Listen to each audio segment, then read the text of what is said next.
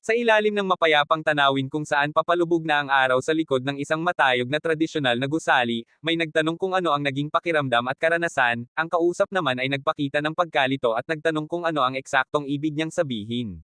Habang hawak ang kanyang tasa, napangiti ng mapaglaro ang lalaki, sinabi niyang alam naman talaga ng kausap niya ang tinutukoy niya, at ipinaalala pa na kilala ito bilang isang taong tapat kaya nagtataka siya kung bakit tila ayaw nitong maging totoo ngayon.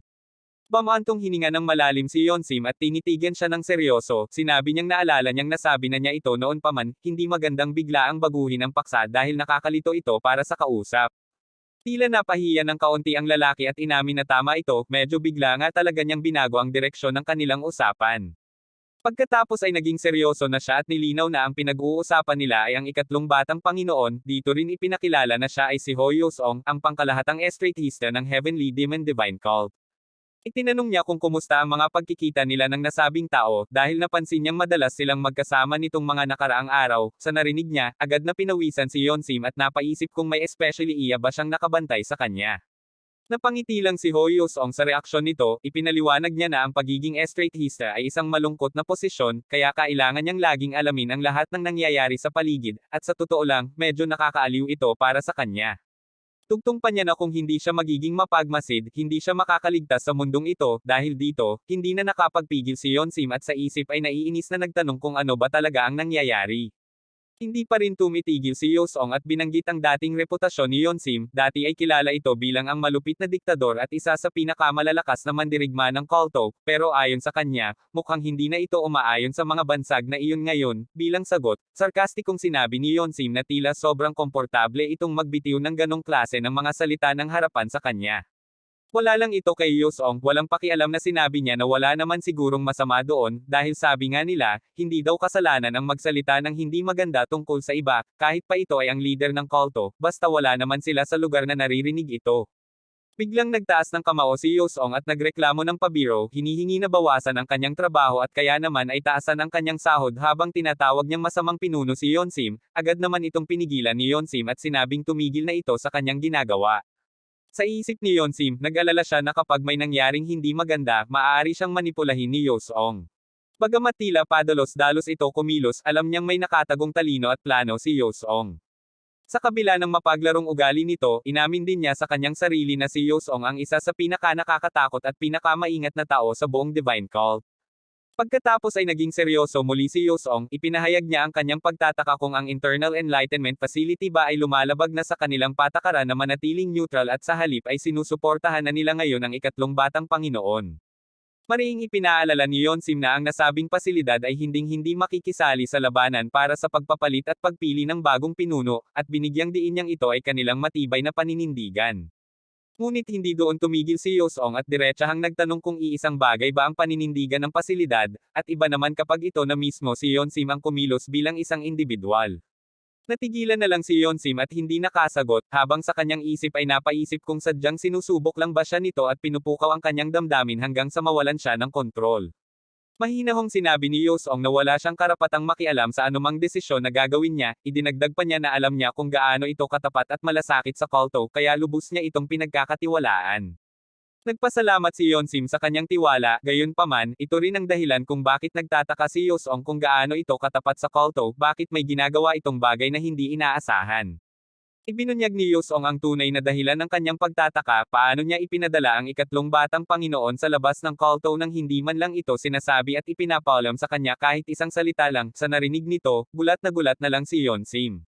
Mahinahong sinabi ni Yosong na huwag itong isipin na panunuya at banta, tiniyak niya rin na hindi niya ito ipapadala sa penal law hall at parusahan sa anumang paraan, dahil alam niyang may sarili itong mabibigat na dahilan sa ginawa nito.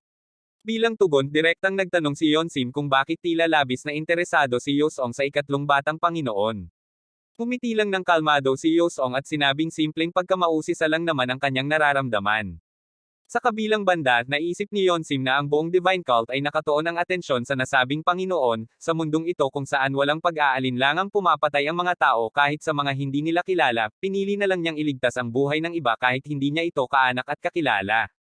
Napagtanto rin niya na ang ikatlong batang Panginoon ay isa sa mga kandidato para maging tagapagmana, mula nang mawala ang sagabal sa kanyang daloy ng enerhiya at chi, mabilis na lumakas ang kanyang impluensya at kapangyarihan sa napakaikling panahon. Inamin din niya na totoo ang hinala ni Yosong, interesado rin talaga siya sa nasabing tao. Gayunpaman, sinabi niyang nahihirapan siyang ilarawan kung ano talaga ang katangian nito, kaya imbes na magpaliwanag, iminungkahi niyang mas mabuting mismong si Yosong ang makipagkita sa kanya. Nagtaka si Yosong kung ibig sabihin ba nito ay mayroong kakaibang bagay kay Sorayang na mahirap ipaliwanag gamit lang ang mga salita. Mas lalo pang naintriga at natuwa si Yosong sa sinabi nito, sinabi niyang ito ang unang pagkakataon na naririnig niyang magsalita si Yonsim ng ganong klase tungkol sa ibang tao, kaya mas lalo siyang naging interesado. Alam naman daw ni Yonsim na bilang estrategista kaya naman niyang makipagkita kay Sorayang kahit kailan niya gusto. Inamin ni Yosong na may plano nga siyang makipagkita rito, dagdag pa niya na sa tuwing naiinip siya ng labis, laging may nangyayaring kakaiba at nakakaaliw na pangyayari, kaya sigurado siyang hindi siya may boboard sa pakikipagtagpo rito. Masayang ibinahagi ni Yosong na balak niyang imbitahan ang ikatlong batang Panginoon para uminom ng tsaa sa sandaling makabalik ito, dagdag pa niya na tapusin muna niya ang lahat ng kanyang mga gawain habang hinihintay ang pagbabalik nito. Sa ibang tagpo, isang marahas na labanan ang naganap kung saan makikita ang mga lobo na tila galit at sumasalakay, kasabay ang malakas na tunog ng kanilang pag-atake. Napasinghap ang isa kasapi at hindi maiwasang purihin ang nakita niyang pangyayari dahil sa sobrang kahanga-hanga nito. Nagtaka si Ilyong at napaisip kung ang kalaban ba na iyon ay galing din sa Demon Cult dahil sa uri ng kapangyarihang ipinapakita nito. Mas lalo pa siyang naguluhan nang makita na bagamat inatake ng binata ang mga lobo, ang matinding pagnanais nitong pumatay ay tila nakatuon sa ibang direksyon. Napagtanto niya na ang lahat ng galit at agresyon ng binata ay nakadirekta mismo sa kanya. Galit na sinabi ni Liang na matapang na pinatay ng binata ang Blood Wolf Squad sa mismong harapan niya. Sa gulat, nagtanong lang si Sorayang kung ano ang ibig sabihin nito at kung ano ang Blood Wolf Squad. Buong tapang na nagtanong si Sorayang kung siya ba ang pinuno ng mga hayop na iyon, at kung oo, bakit tila sunod sonyeran pa rin ito sa isang matandang lalaki kahit na siya naman ang may kapangyarihan. Agad namang sinagot ni Liang na wala ng saysay na makipag-usap pa dahil itinuturing na niya itong isang taong patay na nagdulot ng matinding galit sa kanyang mukha. Bilang tugon, sumalakay ang isa sa mga lobo na may kasamang nakakatakot na ungol, habang handang harapin si Sorayang ang paparating na panganib. Nagbabala si Liang na hindi mahalaga kung saan siya nagmula, kapag nalaman niyang galing din ito sa Demon Cult, hindi siya magdadalawang isip na patayin ito. Habang nagsasalita siya, makikita ang matinding enerhiya na lumalabas mula sa kanyang kamay. Sa kabilang banda, napansin ni Sorayang na si Liang ay may parehong amoy tulad ng mga lobo, na tila nagpaliwanag kung bakit mayroong kakaibang koneksyon sa pagitan nila. Agad na tumalon palabas si Goldie sa damit ni Sorayang. Sa utos ni Liang, sinenyasan niya ang pinuno ng mga Blood Wolves na sumugod na, habang makikita ang matinding puwersa sa kanyang galaw. Mabilis na sumugod ang malaking lobo mula sa likuran ni Sorayang, sa halip na matakot, napansin lang niya ito at bamaulong sa kanyang sarili, tila inaasahan na ang ganitong uri ng estratehiya. Habang nakatingin kay Goldie, napagtanto ni Sorayang na kinokontrol ni Liang ang mga lobo gamit ang koneksyon sa kanilang energy core at pinagmumula ng kanilang lakas. Tahimik lang na tumingin si Goldie sa papalapit na malaking lobo. Biglang umungal ng malakas si Goldie kasabay ng paglabas ng matinding enerhiya mula sa kanyang katawan na nagdulot ng kakaibang liwanag sa paligid. Dahil sa lakas ng puwersang iyon, napilitang umatras at umungol ang lobo na kanina pa sumusugod, tila naapektuhan ng kapangyarihang ipinakita ni Goldie.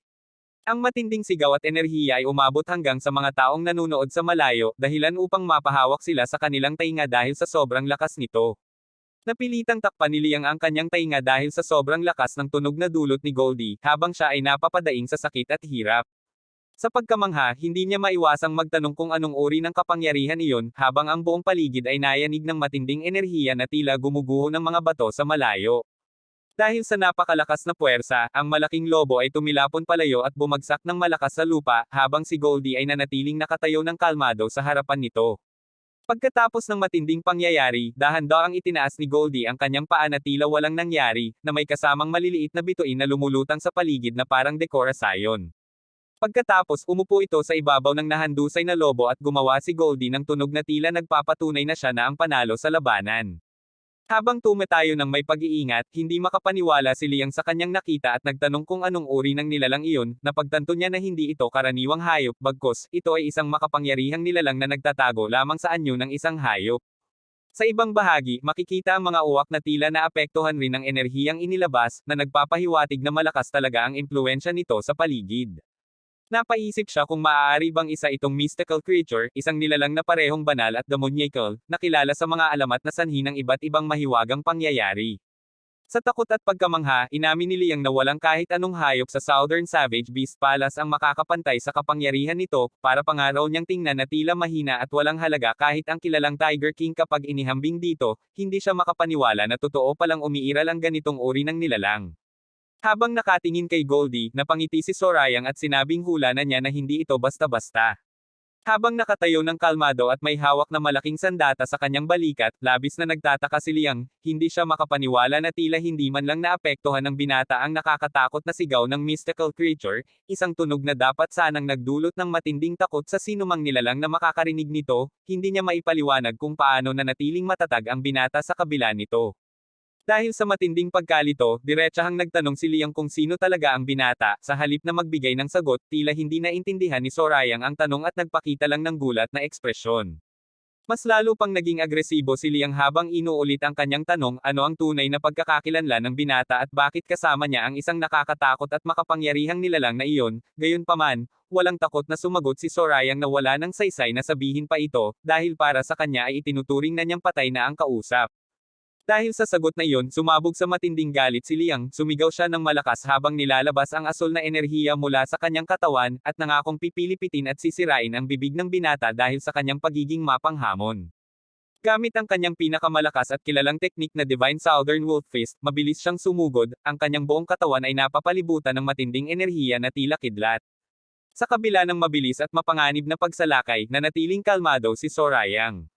Nang magbanggaan ang kanilang lakas, lumikha ito ng napakalakas na pagsabog na yumanig sa buong lugar, ang lupa sa kanilang paanan ay nagkawatak-watek at nagdulot ng bitek-bitek na daanan dahil sa bigat ng kanilang labanan, habang ang matinding puwersa ay lumikha ng alon ng enerhiya na tumama sa lahat ng direksyon. Sa gulat at takot, hindi makapaniwala si Liang sa kanyang nararanasan, para sa kanya ay imposible ito, ang kanyang kilalang-kilalang Divine Fist, na itinuturing na isa sa pinakamalalakas na teknik, ay natatalo at hindi makatalo sa lakas ng binata.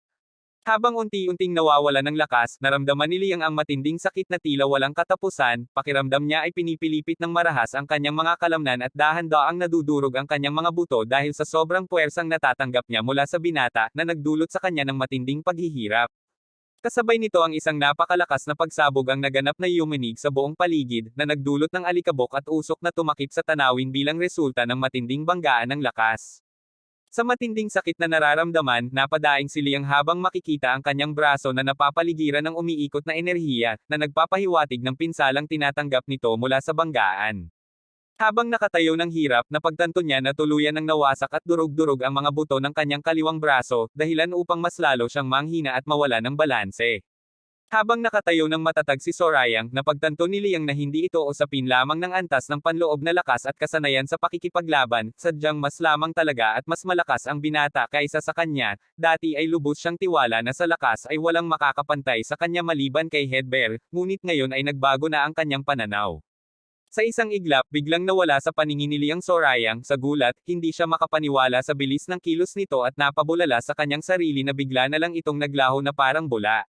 Bago pa siya makagalaw, biglang sumulpot si Sorayang sa kanyang harapan at tumama ng malakas gamit ang kanyang suntok, habang nasasaktan ng matindi, hindi matanggap ni Liang na siya ay natatalo lamang ng isang miyembro ng Demon Cult, na para sa kanya ay dapat na mas mahina kaysa sa kanya. Dahil sa lakas ng suntok, tumilapon si Liang palayo at bumagsak ng napakalakas sa pader, na nagdulot ng pagguho at bitek sa bato dahil sa bigat ng kanyang katawan at puwersa ng tama. Habang hawak ang kanyang sandata, binanggit ni Sorayang ang tungkol sa isang sekta na kilala sa kakayahang magkontrol ng mga hayop at nilalang, isang grupong kasing lakas pa ng mga kilalang organisasyon sa Central Plains, tinukoy niya ito bilang Southern Savage Beast Palace, isa sa pinakamalalakas na puwersa sa Outer Wall region. Sa kabila ng pagkakakilanlan na iyon, mahinahong sinabi ni Sorayang na wala naman itong halaga sa kanya, dahil dito, labis na naguluhan at nagtataka si Liang sa ibig niyang sabihin. Biglang nagbago ang aura ni Sorayang at napalibutan ito ng matangkad na pulang enerhiya at sabay atake, matigas niyang sinabi na ang ibig niyang sabihin ay kaya niya itong patayin anumang oras, pagkatapos nito, nagpaalam na siya na parang walang nangyari, na nagdulot ng matinding takot kay Liang. Sa huling pagtatangka, sinubukan ni Liang na humingi ng sandaling pagtigil at nagmakaawang maghintay, ngunit huli na ang lahat dahil nakahanda na si Sorayang na tapusin siya. Kasabay nito ay nawala ng buhay si Liang sa isang malakas na atake at pati ang pader ay nahiwa rin sa dalawa. Mula sa malayo, nakita ni Ilyong ang nangyari at hindi siya makapaniwala sa kanyang nasaksihan, nanatili siyang tulala at walang masabi dahil sa gulat at pagkabigla. Habang nakatingin sa gitna ng kaguluhan, napagtanto niya na ang tagapagmana ng Southern Savage Beast Palace, isa sa pinakamalalakas na puwersa sa rehiyon, ay pinatay lamang ng isang miyembro ng Demon Cult. Ang katotohanan ito ay tila hindi matanggap ng sinumang nakakita. Biglang lumingon si Sorayang patungo sa pwesto ni Ilryong sa ibabaw ng bato, sa isang iglap, mabilis siyang sumugod paitaas habang napapalibutan ng nakakatakot na pulang enerhiya. Habang tumataas sa ere, binanggit ni Sorayang na matagal na niyang hinihintay ang sandaling ito, at tinawag ang pangalang Jung Ilryong, ang pangalan ng matandang lalaki, na parang kilalang kilala niya ito mula pa noon. Sa gitna ng hangin, sumigaw si Liang na tapos na ang buhay ni Ilryong habang ibinababa ang kanyang sandata ng buong lakas, punong-puno ng poot at galit ang kanyang mukha. Habang nakatingin kay Ilryong, naisip ni Sorayang na sana ay hindi na lang niya ito pinansin at pinadaan na lang. Inamin ni Sorayang sa kanyang sarili na ang lahat ng ito ay konektado sa kanilang nakaraan, dapat sana ay hayaan na lang niya ito dahil bagong buhay na siya ngayon, ngunit hindi niya magawa dahil tila may bahagi ng kanyang pagkatao na hindi makalimot, lalo na sa matinding sakit na nararamdaman niya sa kanyang binti. Habang papalapit siya, sumigaw ito ng buong lakas at ipinaalala na ang sakit na iyon ay mula sa mismong pangyayari kung kailan pinutol ni Ilryong ang kanyang binti noong nakaraan. Sa matinding galit at hinanakit, hinihingi ni Sorayang na ibalik sa kanya ang kanyang nawalang paa habang ibinabagsak ang kanyang sandata ng napakalakas, na lumikha ng pagsabog at pagguho ng lupa sa paligid ni Ilryong. Habang nakatingin kay Sorayang, hindi maiwasang magtaka ni Ilryong kung saan nagmula ang binata dahil tila may kalahating demonyo dahil sa uri ng kapangyarihan at aura nito. Sa gitna ng matinding atake, nanatiling matatag si Ilryong habang hawak ang kanyang espada, ang paligid ay punong-puno ng gumuguhong lupa at hangin dulot ng banggaan ng kanilang lakas. Dahan-daang bumaba si Sorayang sa harapan ni Ilryong. Sinubukan ni Ilryong na ipaliwanag na tila may hindi pagkakaintindihan sa pagitan nila, ayon sa kanya, ang mga nilalang na umatake sa mga kasama nito ay iyong grupo ng mga hayop sa malayo, at wala siyang kinalaman sa mga iyon. Dagdag pa niya na dahil napamahalaan na nila ang mga lobo, wala na ring saysay ang labanang ito. Bukod pa rito, inamin niya na kahit ang mga makapangyarihang grupo ay nagtutunggali, kadalasan ay bahagi lamang ito ng politika at pag-aagawan ng teritoryo. Nagtanong si Ilryong kung kailangan pa ba nilang magpatayan ng walang saysay, at iminungkahi na itigil na lamang nila ang labanan at ibaba na ng binata ang kanyang sandata. Sa halip na sumagot ng seryoso, tumawa lamang ng mapang-uyam si Sorayang habang punong-puno ng pula ang kanyang katawan, napansin niya na tila hindi nagbago ang ugali ni Ilryong sa kabila ng lahat ng nangyari. Inalala niya na ang mapang-akit at tusong pananalita ni Ilryong ay pareho pa rin gaya ng dati, tinanong din niya kung natatakot ba itong makipaglaban matapos ang mahabang panahon. Labis na naguluhan si Ilryong dahil tiyak sa kanyang sarili na hindi pa sila nagkikita noon, kaya naman nagtanong siya kung mayroon nga ba silang nakaraan at koneksyon sa isa't isa. Sa gitna ng gumuguhong lupa at matinding enerhiya, inulit ni Sorayang ang tanong ni Ilryong na parang nagbibigay diin sa kanilang pinagsamahan noon, habang handa pa rin siyang sumugod anumang oras. Habang nakatingin ng matalim at punong-puno ng emosyon, tinanong ni Sorayang kung akala ba ni Ilryong ay simpleng pagkakakilala lamang ang mayroon sila noon. Sa isang iglap, biglang naglaho si Sorayang habang lumilikha ng napakalakas na pagsabog at pagkawasak sa lupa, gulat na napagtanto ni Ilryong na tila gumamit ito ng teknik na displacement, ngunit hindi siya sigurado dahil sa bilis ng pangyayari. Pagkaraan ng ilang sandali, tinama niya ang kanyang hinala, ayon sa kanyang obserbasyon, masyadong mabilis ang pagkawala ng bakas at enerhiya na iniwan, kaya hindi ito maaaring ordinaryong displacement lamang. Bago pa siya makagalaw, naramdaman niya ang presensya ni Sorayang sa itaas, agad niyang itinaas ang kanyang espada upang harapin ang paparating na atake, habang ang matinding puwersa ay bumagsak mula sa himpapawid. Habang pilit na pinipigilan ang bigat ng hampas, hindi makapaniwala si Ilryong sa lakas ng kalaban, napabulalas siya sa kanyang sarili kung gaano kabigat at kapangyarihan ang bawat atake nito, dahilan upang mahirapan siyang manatiling nakatayo. Sa kabila ng kahirapan, nanatiling kalmado at mapanghamon si Sorayang habang patuloy na sumusugod, sinabi nito na kung namatay man agad si Ilryong sa isang hampas lamang, marahil ay labis pa siyang madismaya dahil inaasahan niyang mas matibay ito. Habang naglalabas ng buong lakas, napagtanto ni Ilryong na muli na namang lumikha ang Demon Cult ng isang nakakatakot at makapangyarihang nilalang, bagamat mas malakas ito kaysa sa inaasahan, hindi siya papayag na matalo lamang sa isang kabataan. Sumigaw si Ilryong habang inilalabas ang kanyang pinakamalakas na teknik, ang paligid ay napuno ng matinding hangin at enerhiya habang ibinabagsak niya ang kanyang espada sa buong puwersa. Gayunpaman, matagumpay na naipagtanggol ni Sorayang ang sarili gamit ang kanyang sandata, ang banggaan ng kanilang lakas ay lumikha ng napakaraming alon ng enerhiya na tumama sa buong lugar, na nagdulot ng karagdagang pagkasira sa kapaligiran. Sa kabila ng matinding depensa, bahagyang tinamaan pa rin si Sorayang dahilan upang siya ay mapadaing sa sakit habang nananatili sa kanyang pwesto at handang sumugod muli. Napamura si Sorayang habang nararamdaman ang matinding sakit na pagtanto niya na dahil mas mababa ang kanyang aerodynamics kumpara sa kalaban, nakakatanggap siya ng panloob na pinsala sa tuwing tinatamaan siya ng ganitong uri ng atake. Habang nakatayo ng matatag, inilabas ni Iloryong ang kanyang natatanging teknik na tinatawag na White Funeral Swordsmanship, bagamat tila maganda at makinis ang galaw ng kanyang espada, alam ng lahat na may nakatagong panganib dito. Ang tunay na kalikasan ng teknik na ito ay kasing delikado at nakamamatay ng pangil ng makamandag na ahas, sa kabila ng magandang anyo ng sayaw ng espada, nagtatago ito ng matinding uhaw sa dugo na kayang tumapos ng buhay sa isang iglap. Bago siya sumugod, tinawag ni Sorayang ang pangalan ni Iloryong at nagtanong kung naaalala pa ba nito ang kanilang nakaraan, na nagpapahiwatig na gagamitin niya ang teknik na kilalang-kilala nila noon. Sa gitna ng matinding enerhiya, inilabas ni Sorayang ang Ninefold Resilient Calamity Blade Technique Third Form, ang buong katawan niya ay napalibutan ng matingkad na pulang aura habang handang ibigay ang buong lakas ng atake. Kasabay nito, lumitaw ang Eight Cold Hell's Bloody Lotus na punong-puno ng nagyayelong hangin na nagpalamig sa buong paligid at nagdala ng pakiramdam ng kamatayan.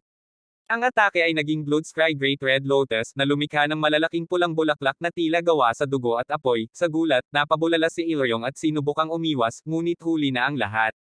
Tumama ang atake ng direkta kay Iloryong na nagdulot ng matinding pagsabog at pagkawasak sa kanyang paligid, ang lupa ay nagkawatak-watek habang siya ay tinamaan ng napakalakas na puwersa.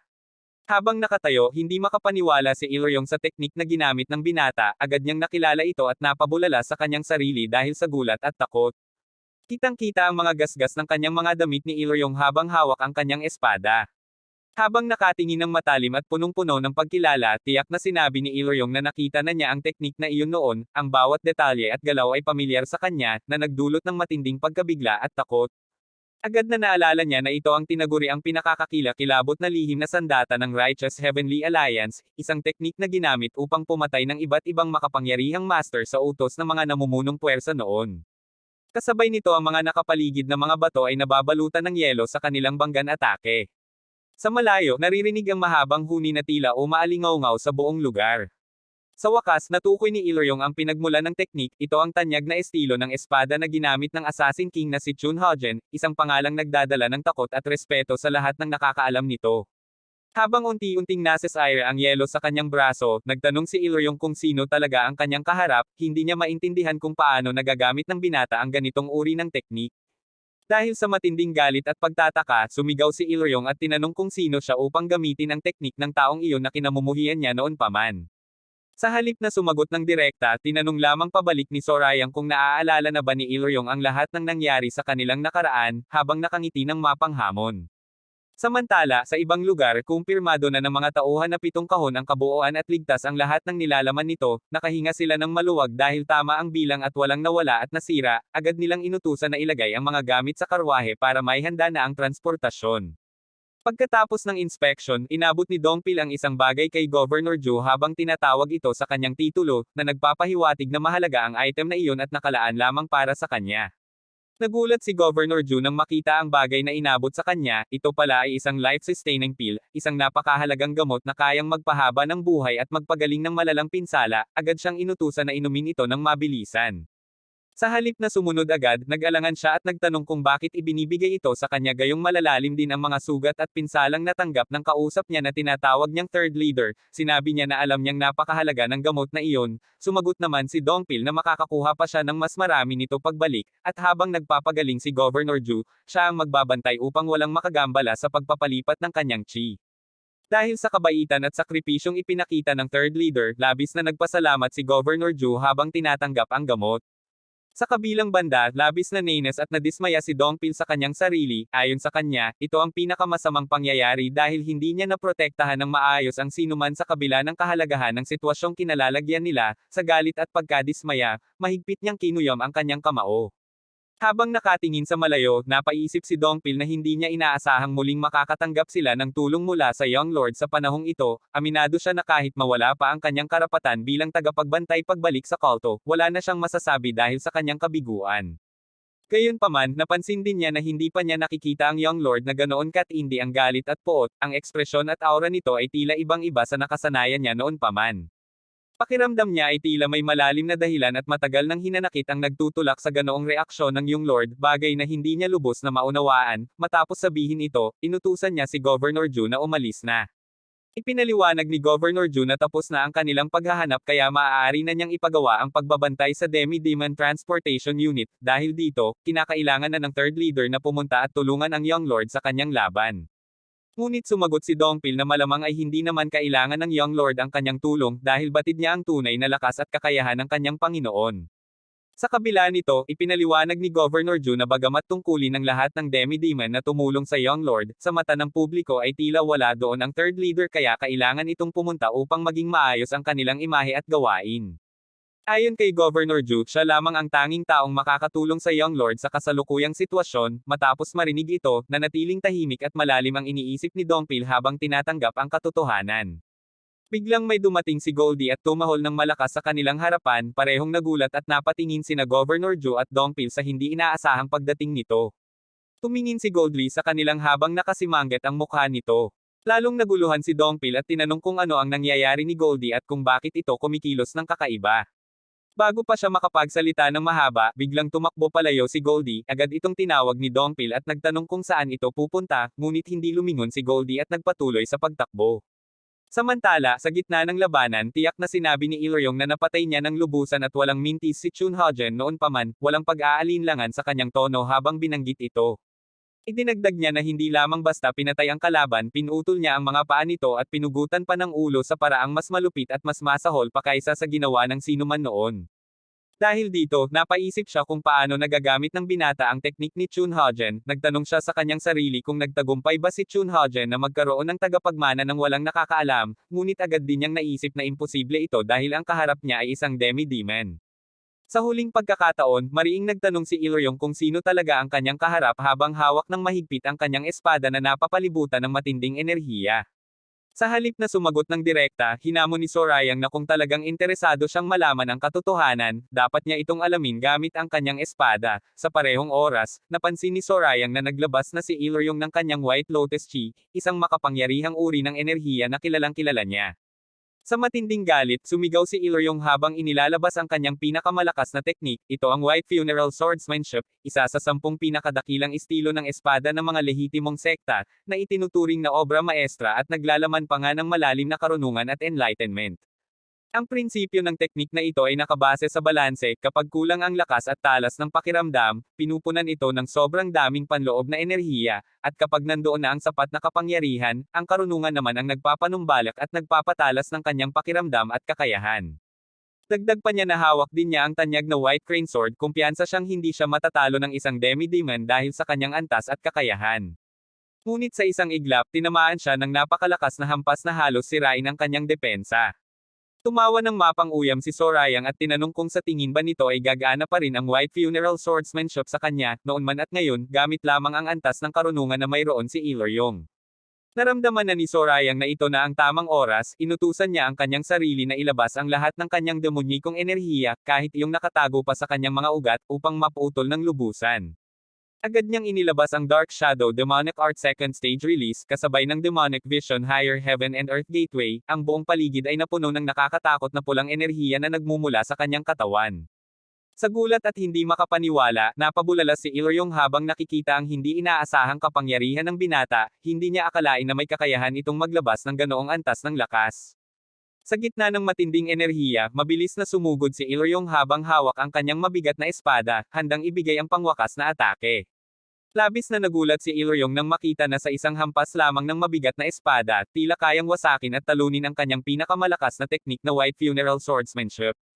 Habang pilit na nananatiling nakatayo sa gitna ng matinding puwersa, hindi makapaniwala si Ilryong na posibleng mas mataas pa ang antas ng karunungan at enlightenment ng binata kumpara sa kanya. Sa halong galit at pagtataka, tinawag niya itong bastardo at nagtanong kung paano ito nangyari.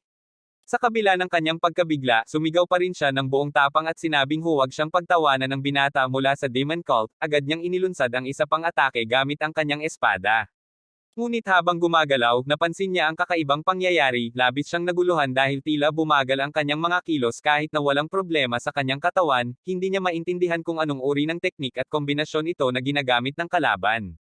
Pakiramdam niya ay parang nalubog siya sa malalim na tubig, mabigat ang bawat galaw ng kanyang mga paa at kamay, at nahihirapan pa siyang huminga, ang buong paligid ay tila gumagalaw ng napakabagal kumpara sa kanyang sarili. Napagtanto niya na hindi naman nabawasan ang talas ng kanyang pandama pero ang kanyang katawan ay tila hindi makasabay, sa wakas, naunawaan niya na hindi siya ang bumagal, kundi ang buong mundo ang tila naging mabagal sa kanyang paningin.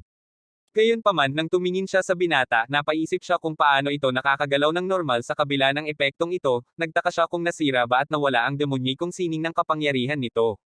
Lalo siyang naguluhan nang makita ang malinaw at payapang mga mata ng binata, napaisip siya kung naalis na ba nito ang uhaw sa dugo na laging kasama ng kanilang kapangyarihan, o kung nakamit ba nito ang mas mataas na antas ng karunungan sa loob lamang ng maikling panahon. Sa matinding galit at pagkalito, sumugod muli si Ilryong ng buong lakas habang sumisigaw, ngunit agad na hinarang at hinarap siya ni Sorayang gamit lamang ang kanyang espada na nakaturo paitaas. Sa sandaling iyon, naintindihan na ni Ilryong ang katotohanan, hindi talaga bumagal ang mundo, ang sobrang lakas at bilis ng enerhiya na inilabas ng binata ang nagdulot ng ilusyon na iyon sa kanya, ito ay dahil sa sobrang pagkakaiba ng kanilang antas ng kapangyarihan. Biglang lumikha ng napakalakas na pagsabog na nagpagulong-gulong sa lupa at hangin. Habang hirap na nakatayo sa gitna ng kaguluhan, hindi makapaniwala si Ilryong sa nangyayari, para sa kanya, ang lahat ng ito ay walang katuturan at lubos na hindi kapanipaniwala. Sa desperasyon, ipinagmalaki niya ang kanyang katayuan at ipinaalala sa binata kung sino siya, siya ang unang elder ng Righteous Heavenly Alliance, isang posisyon na punong-puno ng autoridad at respeto sa buong mundo ng martial arts. Ngunit tila walang pakialam ang binata, sa isang malamig at mapanghamong tono, sumagot lamang siya ng ano ang koneksyon habang handang sumugod muli gamit ang kanyang espada. Ang sumunod na hampas ay napakalakas kaya't napabulala si Ilryong sa sakit habang pilit na ipinagtatanggol ang kanyang sarili, ang lakas ng atake ay halos bumasag sa lupa sa kanyang paligid. Sa kanyang gulat, napansin niya na may bitek na nabuo sa kanyang pinakamahalagang sandata, ang White Crane Sword. Ito ay isang bagay na akala niya ay imposibleng mangyari, dahil kilala ito sa tibay at kapangyarihan. Napagtanto niya na ang malaking espada ng binata ay napapalibutan ng nakakatakot na demonyikong enerhiya, ang lakas nito ay sapat na upang hatiin kahit ang isang buong bundok kapag ibinagsak ng buong puwersa. Habang umuurong, lalo siyang naguluhan, alam niyang wala pang 20 taong gulang lamang ang binata, kaya hindi niya maintindihan kung paano ito nagkaroon ng ganoong antas ng lakas na tila higit pa sa kakayahan ng isang ordinaryong tao. Sa gitna ng kanyang paghingal at pagbawi ng lakas, tinanong siya ni Sorayang kung alam ba nito kung bakit dala niya ang napakalaking espadang iyon, agad din niyang ipinaliwanag na alam niyang kapag pareho ang antas ng lakas, ang White Funeral Swordsmanship ay partikular na mahina laban sa mabibigat na espada. Dagdag pa niya na kung mas mataas pa ang antas ng kanyang karunungan kumpara kay Ilryong, wala na itong magiging kapangyarihan at magiging parang wala lamang ito sa kanyang harapan, ang kanyang ngiti ay punong-puno ng kumpiyansa at paghamon. Sa isang iglap, tila naglaho at nagkalat ang anyo ni Sorayang sa lahat ng direksyon, napagtanto ni Ilryong na gumamit ito ng teknik na nagpahirap sa kanya na matukoy kung saan ang tunay na posisyon ng kalaban. Agad na nakilala ni Ilryong ang teknik na ginagamit ng binata, sa kanyang labis na pagkabigla, napagtanto niya na ito ang kilalang Nine Heavens Contraction, isang pamamaraan na akala niya ay hindi na muling makikita. Habang patuloy na gumagalaw at umiiwas kasabay ng pakaputol sa kanyang buhok, ipinaalala ni Sorayang kay Ilryong na bilang isang mataas na opisyal at pinuno ng Righteous Heavenly Alliance, dapat ay pamilyar na pamilyar ito sa ganitong uri ng makapangyarihang kakayahan. Lalo pang tumindi ang takot at pagtataka ni Ilryong nang makita ang paraan ng paghakbang at paggalaw ng binata, ito ay eksaktong kapareho ng estilo na ginamit ng maalamat na Assassin King na si Chun Hojen, isang pangalan na punong-puno ng kasaysayan at nakatatakot na alaalang naiwan sa kanyang isipan. Tinuya ni Sorayang si Ilryong, sinabi nito na dahil matagal na panahon na mula noong tumigil ang huli sa aktwal na pakikipaglaban at nagtuon na lamang sa politika, naging mapurol at malabo na ang kanyang dating matinding kasanayan, idinagdag din niya na noong nakaraang taon, gumamit lamang ang matanda ng bitag na tinatawag na inescapable net formation sa halip na harapin siya ng patas, kaya hindi iyon maituturing na tunay na labanan.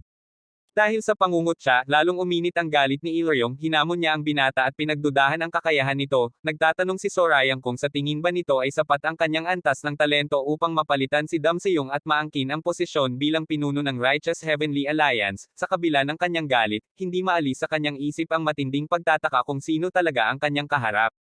Sa wakas, sa halos hindi makapaniwala sa kanyang nakikita, binanggit ni Ilryong ang pangalang matagal na niyang kinatatakutan at gustong kalimutan si Chun Hojen.